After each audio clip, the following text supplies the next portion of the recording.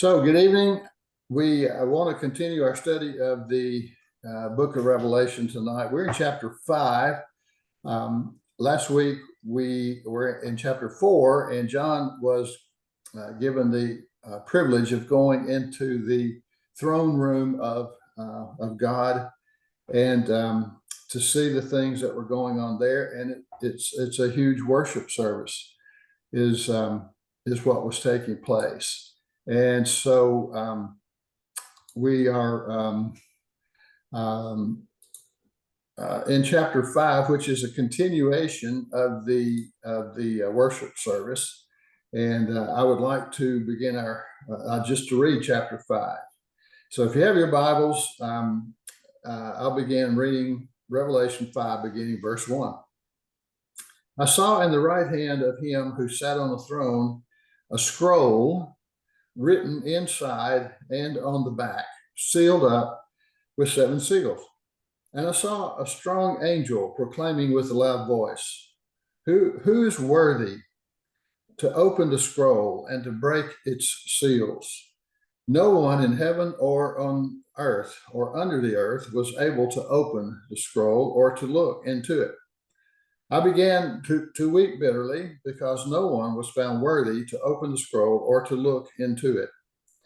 One of the elders said to me, Stop weeping. Behold, the Lion that is from the tribe of Judah, the root of David, has overcome so as to be able to open the scroll and its 7 seals. And I saw between the throne with the 4 living creatures and the elders, a lamb was standing as if slaughtered, having 7 horns and 7 eyes, which are the 7 spirits of God sent out into all the earth. And he came and took the scroll out of the right hand of him who sat on the throne. And when he had taken the scroll, the 4 living creatures and the 24 elders fell down before the Lamb, each one holding a harp and golden bowls full of incense, which are the prayers of the saints. And they sang a new song, saying, Worthy are you to take the scroll, to break its seals. For you were slaughtered.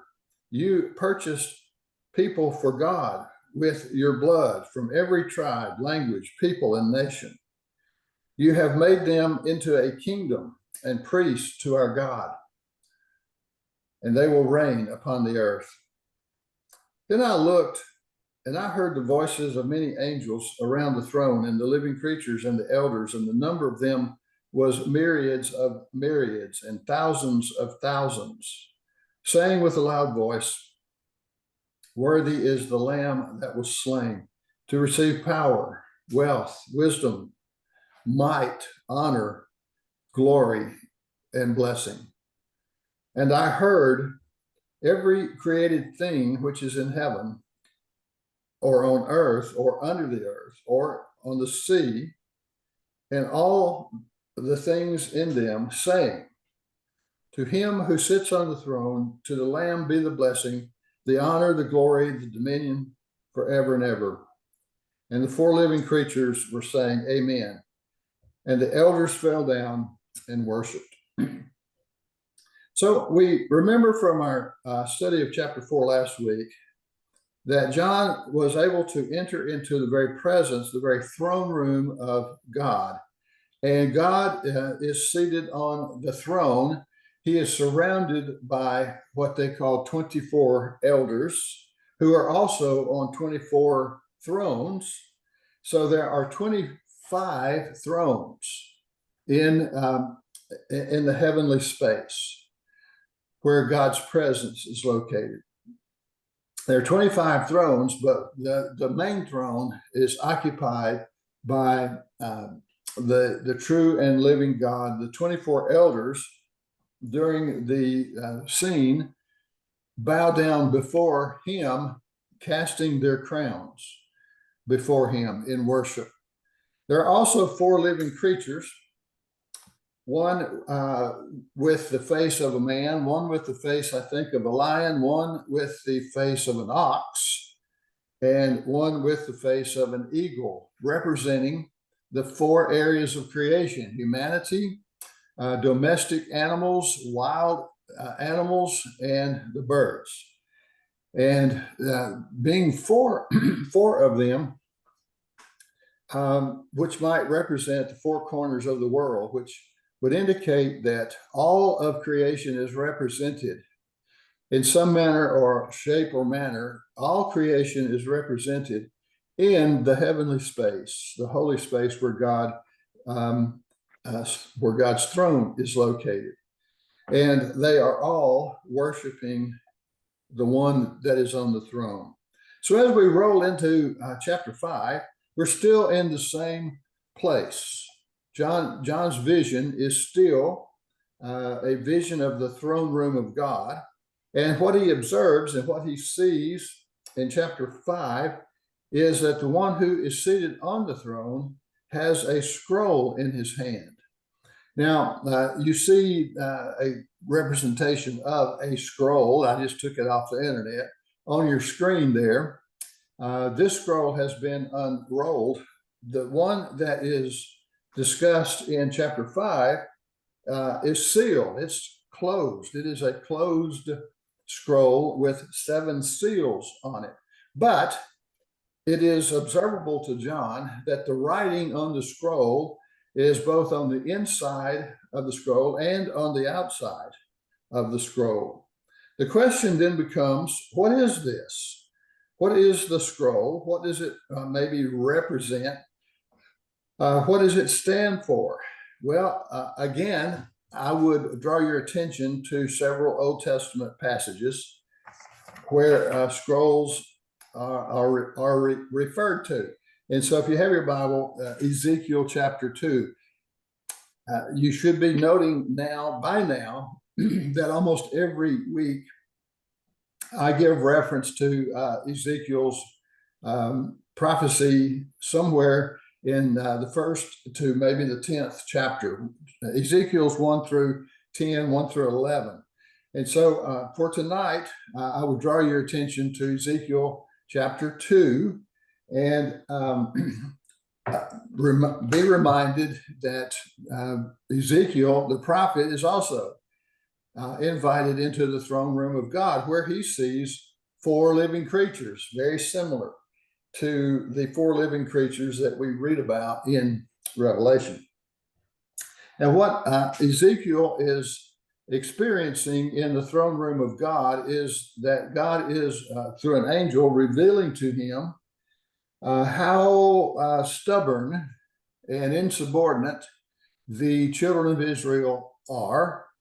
And Ezekiel is being commissioned to speak against the children of Israel because of their rebelliousness and their stubbornness. So this is going on in chapters 1, first part of chapter 2.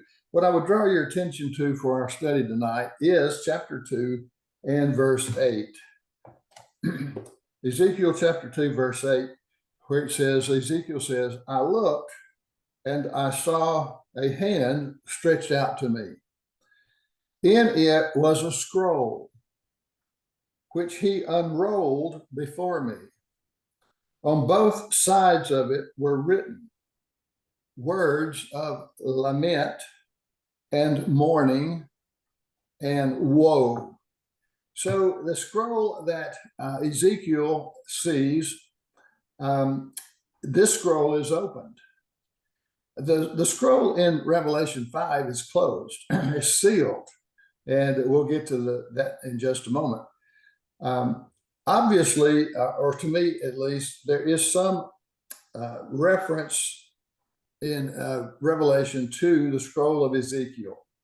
And the prophet says something somewhat similar in that this scroll is also written on the front and the back. But this scroll is unrolled, and the prophet is able to read what it says. And basically, it is about the words that he reads there are words, it says, of lament, of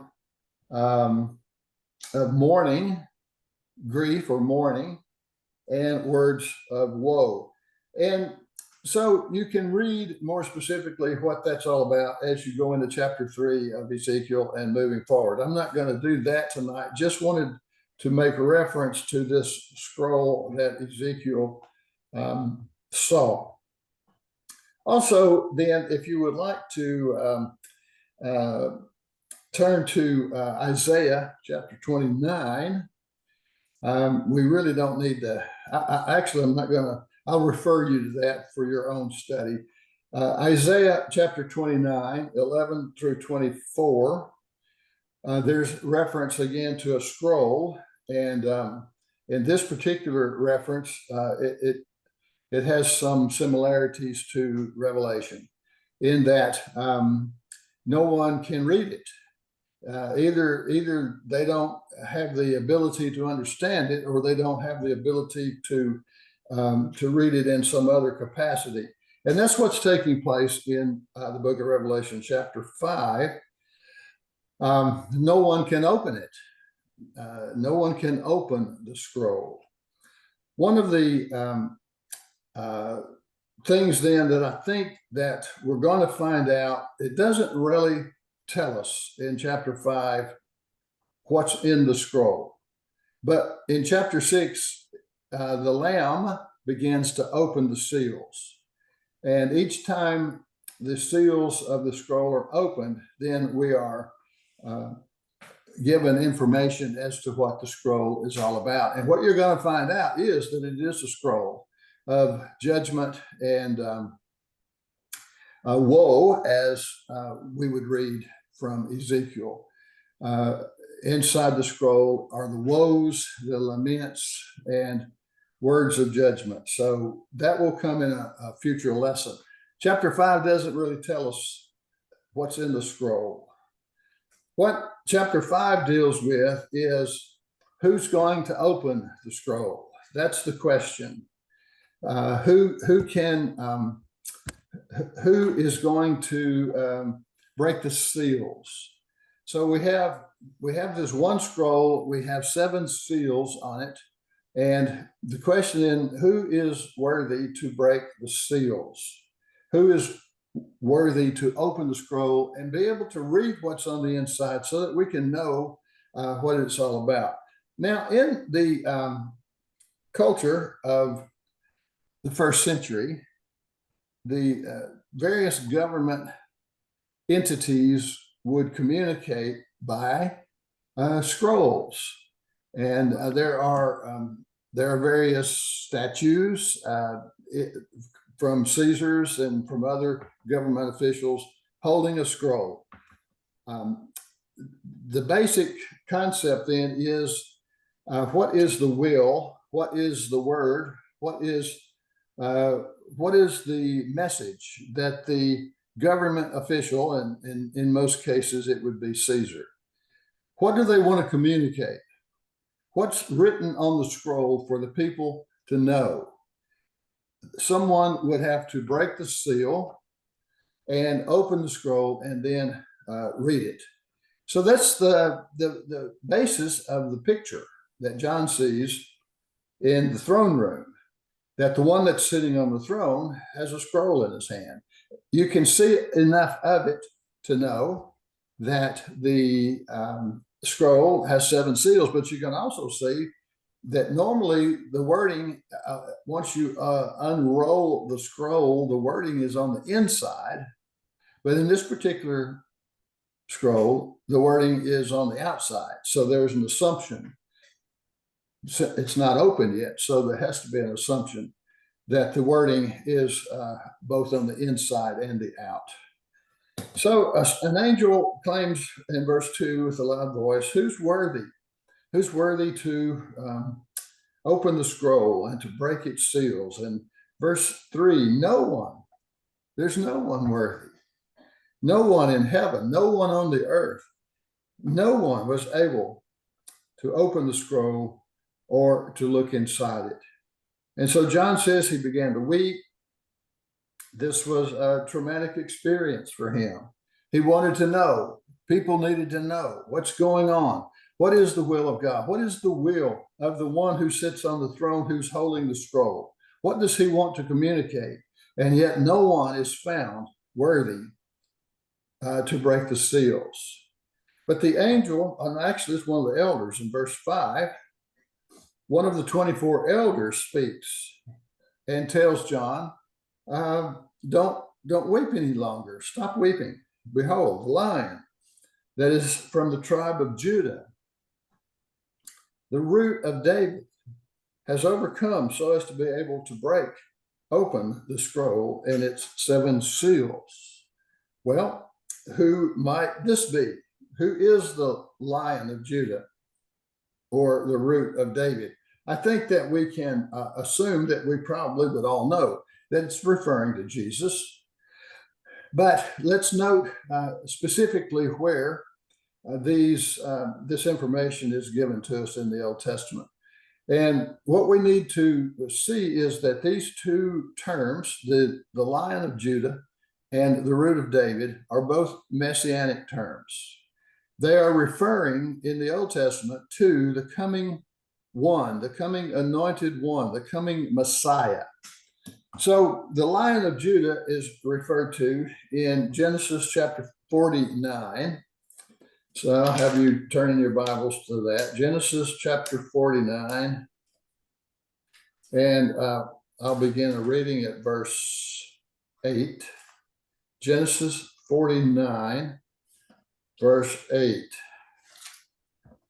What's taking place in Genesis 49? Jacob, at the end of the book of Genesis, is blessing his 12 sons before his death. Jacob blesses his 12 sons, gives a blessing to each one of them, calls them by name. We'll skip most of those, but in verse 8, he is giving the blessing to his son Judah. So verse 8, Judah, your brothers will praise you. Your hand will be on the neck of your enemies. Your father's sons will bow down to you. You are a lion's cub, Judah.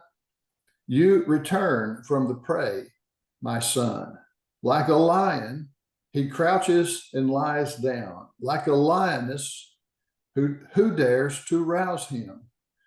The scepter will not depart from Judah, nor the ruler's staff from between his feet, until he to whom it belongs shall come, and the obedience of the nations shall be his. And it goes on, but that's enough for our purposes tonight.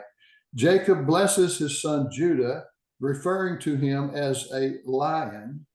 And so this is the Lion of Judah. And it says that the scepter will not depart from Judah. That would mean the kingdom, the kingship.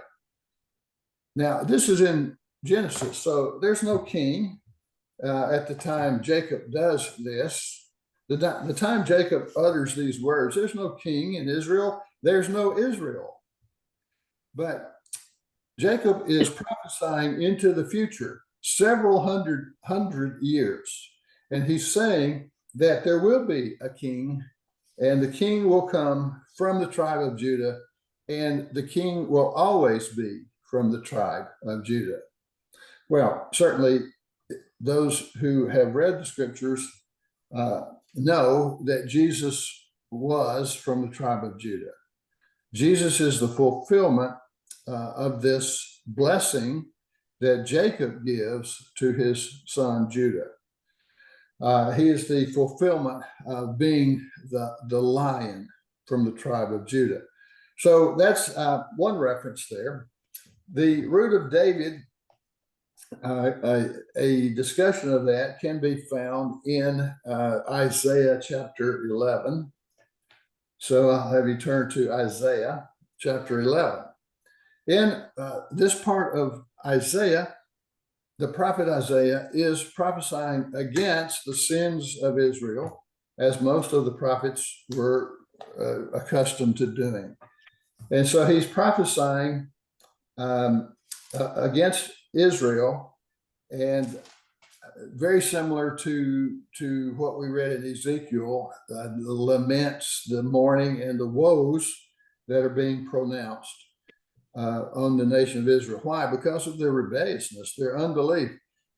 their unwillingness to claim Yahweh as their only true God, they were involved in so much idolatry and worship of other gods. But in chapter 11 of Isaiah, it starts out by saying there is a branch. A shoot will come up from the stump of Jesse. From his roots, a branch will bear fruit.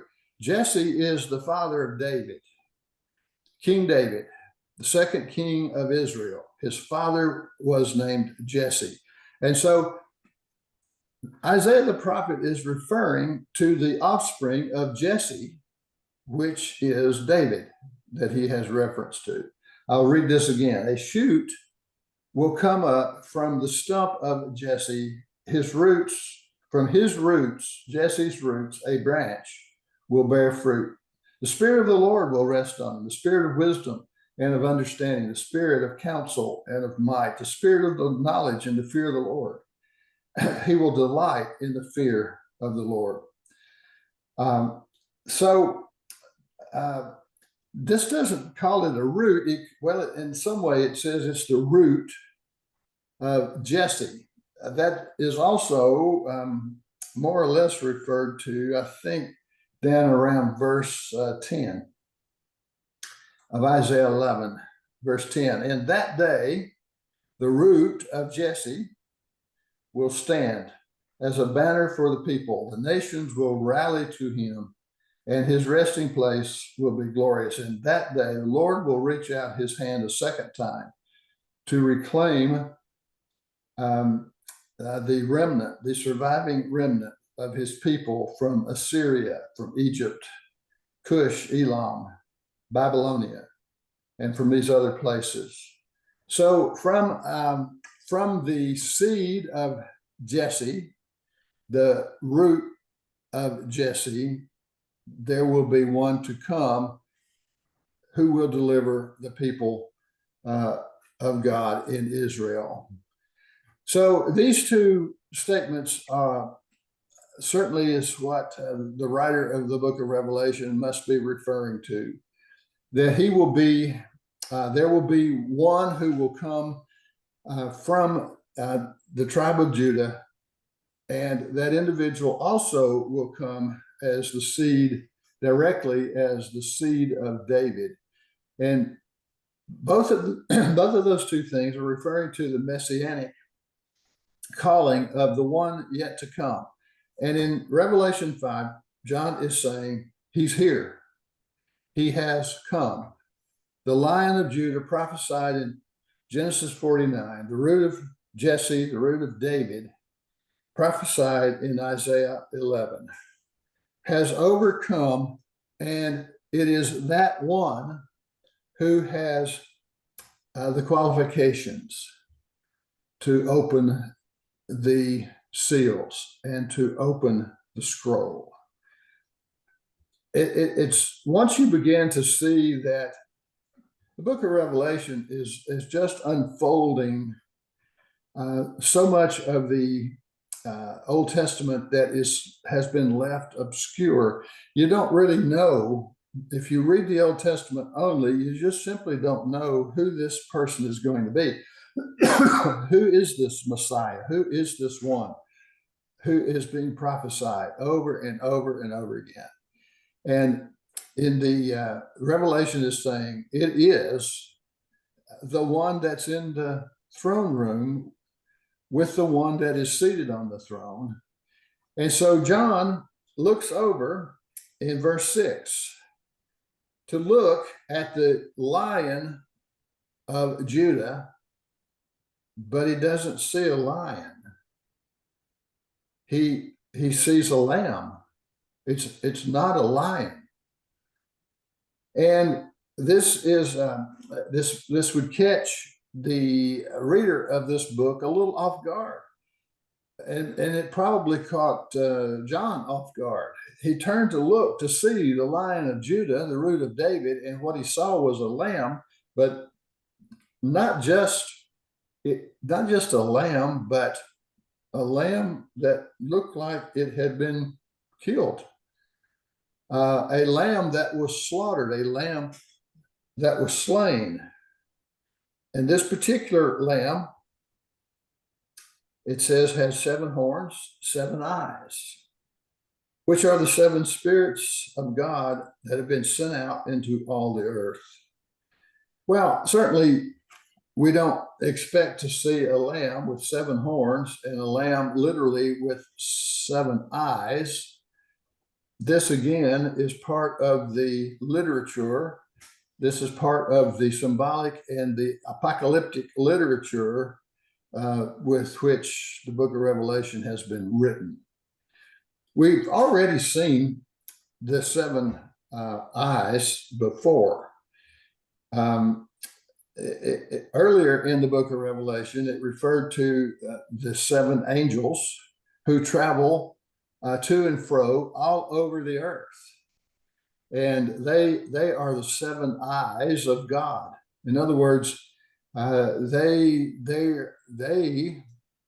go all over the world and observe and see and know and communicate what's going on throughout the world. This is symbolic, as if God needed 7 angels. We believe in a God that is omnipresent and a God that is omniscient, who knows all things at all times.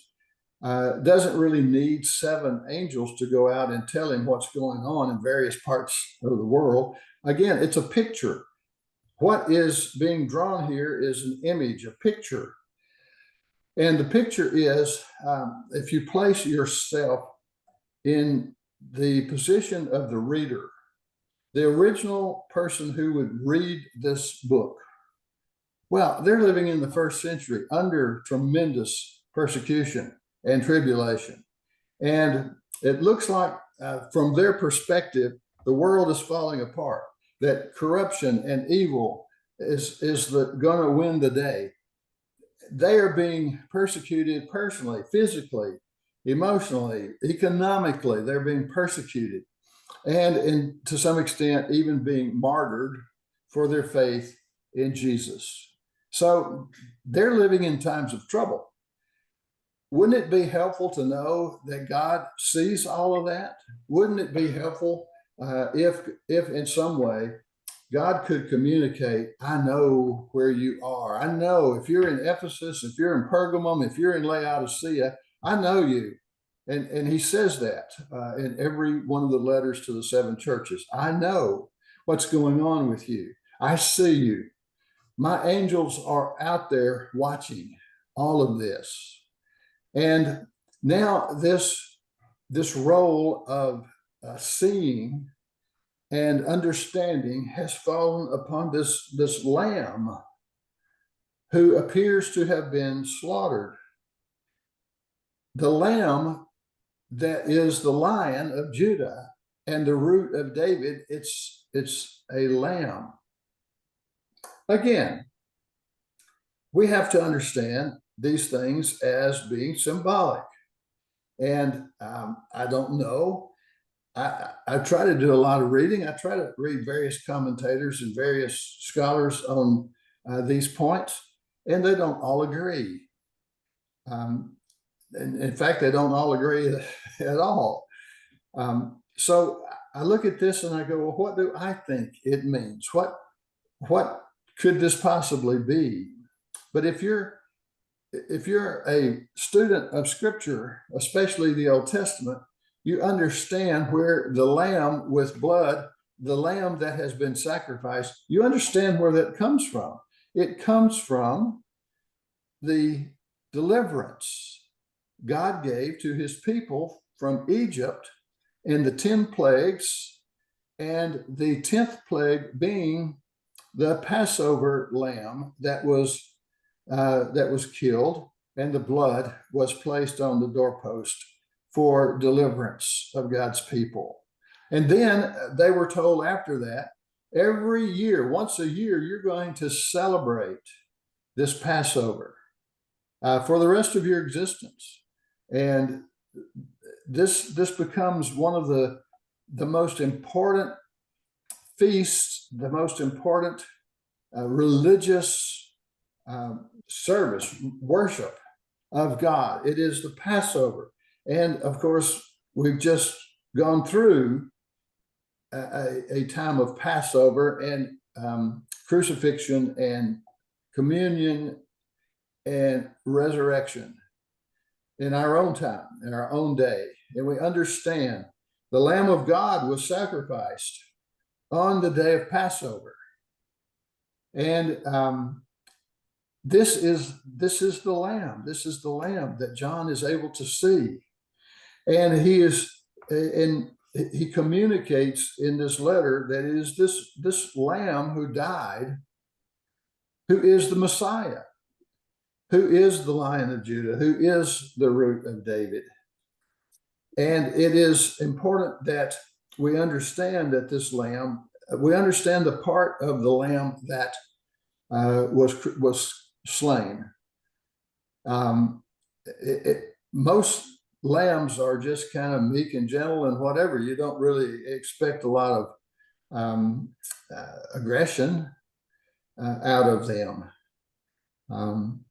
And in this case, he didn't. He volunteered to be sacrificed, to redeem people, to redeem the world to God. So that's what's taking place here. All of this is symbolic language, but it's very, to me, at least it's somewhat easy to grasp. You have to see it as a picture, though. This is not theology.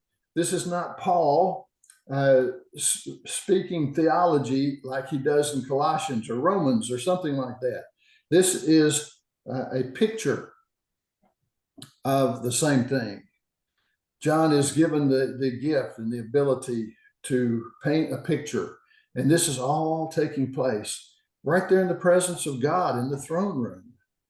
And so it's the Lamb is able to go in verse 7 and take the scroll out of the hand of the one who sits on the throne. And when he does that, then the living creatures begin to worship the Lamb. And the 24 elders began to worship the Lamb. And it says in verse 8 that they are holding on to harps and golden bowls of incense. These are elements of worship. These are elements, the harp and the incense. These are elements of worship from the Old Testament scriptures. These are things that took place in and around the temple, the place where God dwelt, the temple. And notice that it says even with the bowls of incense. So bowls of incense have certain elements in them that when they are put on fire, it gives an aroma comes forth. And it fills the air with the aroma of the incense. John says, well, this represents the prayers of the saints. The prayers of the saints are heard. The prayers of the saints are experienced in the very throne room of God, where the one that sits on the throne and exists on the throne accommodates and breathes in the incense, the smell of the prayers of all of God's people. It's an amazing picture.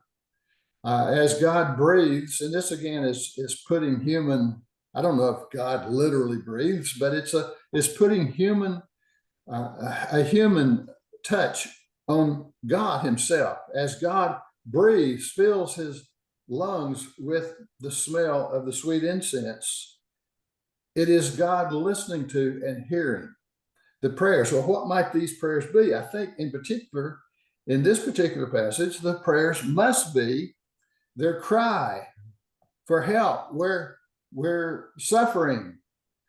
We're persecuted. Our family members are being put to death. We're not able to economically survive. And they're crying out to their God. And God is breathing in and breathing out the prayers of his people. This is a picture of what is taking place in uh, in the heavenly realm where God dwells. So it's a picture to be painted. It is, and I don't know if I'm doing a good job of it, but if not, just read the text, because the text itself paints the picture. Worthy, it says in verse 9. This is the cry of the four living creatures. And this is the cry of worship of the 24 elders. Worthy are you to take the scroll. This is a new song. A new song. Worthy are you to take the scroll and to break its seals, for you were slaughtered.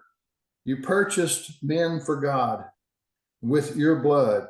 To the Lamb they are singing, and with your blood every tribe and every language and every people and every nation are to be purchased back for God. God is buying back through the sacrifice of the Lamb the loss that was encountered at the fall, and the loss that was encountered at the flood, and the loss that was encountered even subsequently after all of that. Man's wickedness, man's corruption and evil just continues, and it's continuing out of control, even to our day.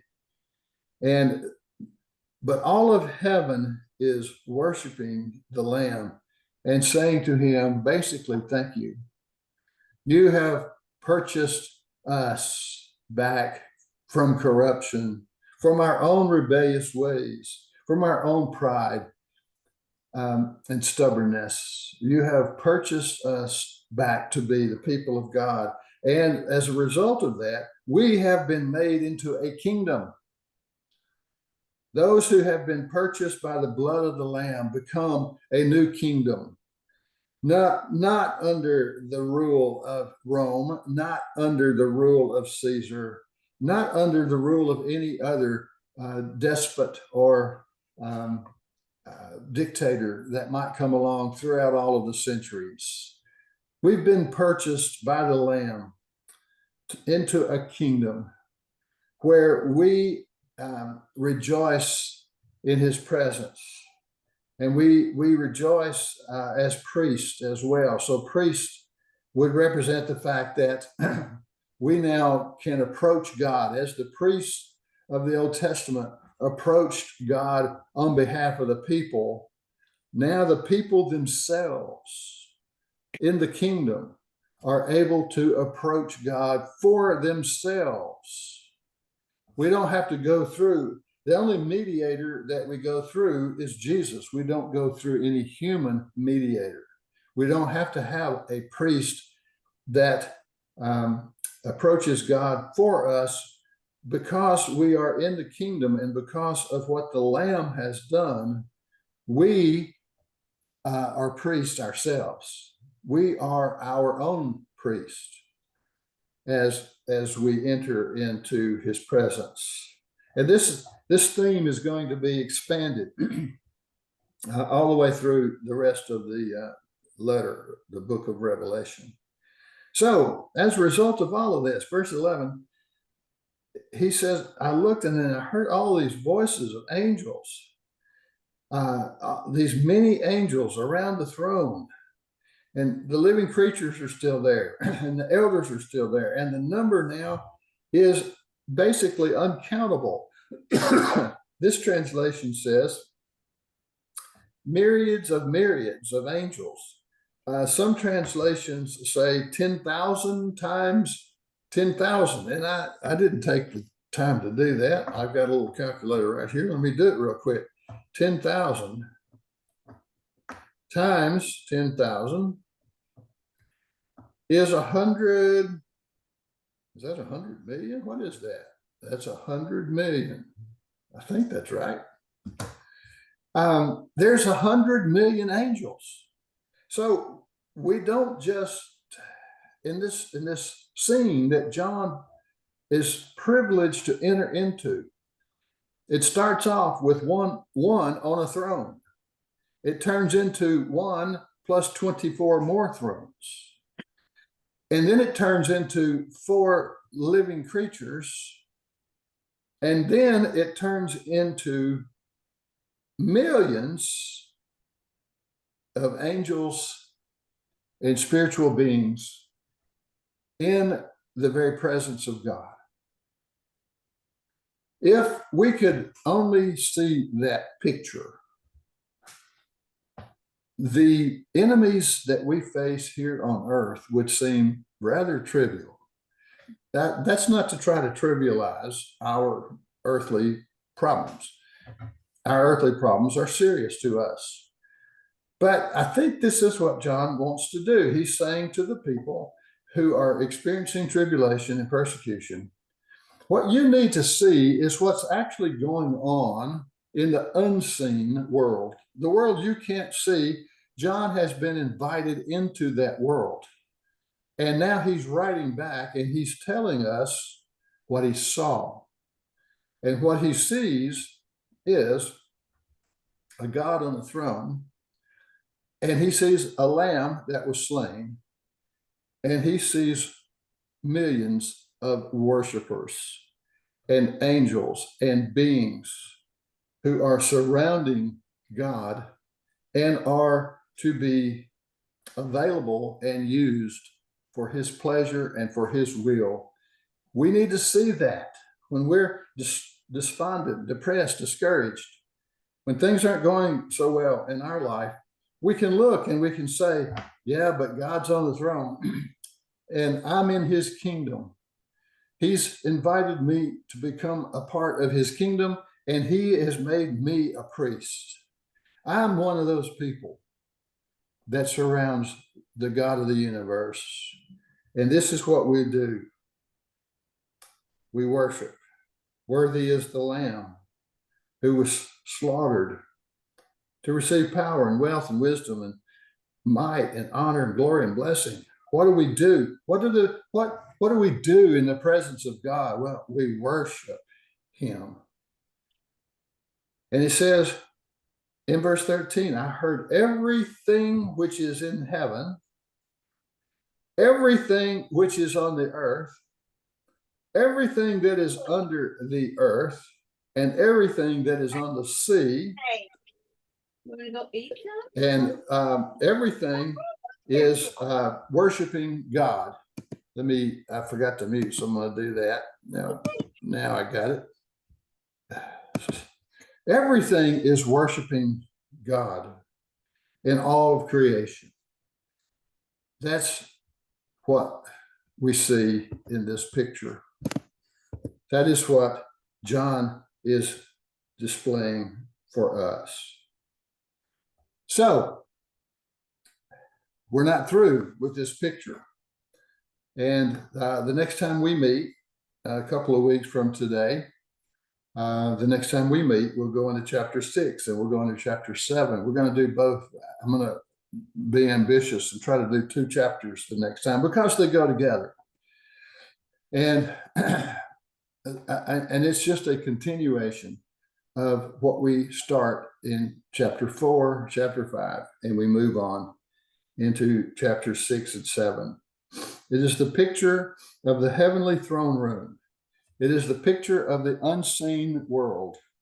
We don't see it because it's not physical, it's spiritual. We don't see it, but John gives us the privilege to enter in through his eyes. He was able to see, he is able to record, he is able to tell us. What you don't know is, yes, you're struggling. Yes, you're being persecuted. Yes, things are not going well. But what you don't know is God's still in charge.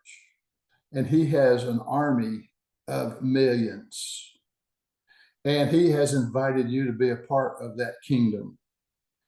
And he has invited you to come into his very presence as a priest and to serve him and to walk with him and to live with him.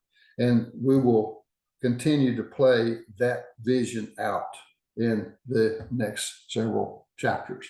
So, as we conclude tonight, maybe we can draw some of these things to a little conclusion. First of all, the chapter 5 deals with the worthiness and the qualifications of the Lamb. What are the qualifications of the Lamb? Well, he's the Messiah. He's the promised one. The Lamb is the one that Jacob talked about all the way back in the days of the patriarchs. The Lamb is the one that was slaughtered on the night of the 10th plague in Egypt. It is the Lamb who was crucified on the cross, the Lamb of God, who is Messiah, which makes him qualified and worthy to open and to make real the scroll that describes the future of the world. I don't know that it's the future of the world in terms of, 2024. He's writing to people in the first century. And those folks had to have been blessed by what was said and had to have understood what was said. And I think that they did understand it. But even now, today, as we struggle, and I don't know if you're keeping up with the news. I mean, Iran attacked Israel night before last night, I guess, whenever it was. And everybody thinks, well, we're on the verge of World War III, and we could be. Do these things trouble you? Do these things cause you to worry about life and all that? Or can we peel back and see what's going on in the unseen world and see that God is still on the throne and the Lamb died for us, and that's settled. That's not something that still needs to be settled. It's already settled. And if we are a part of that kingdom, then the kingdoms of the world, although they concern us because we have to live with it, we still can move with strength and power, knowing that our God is in control, the worthiness of the Lamb.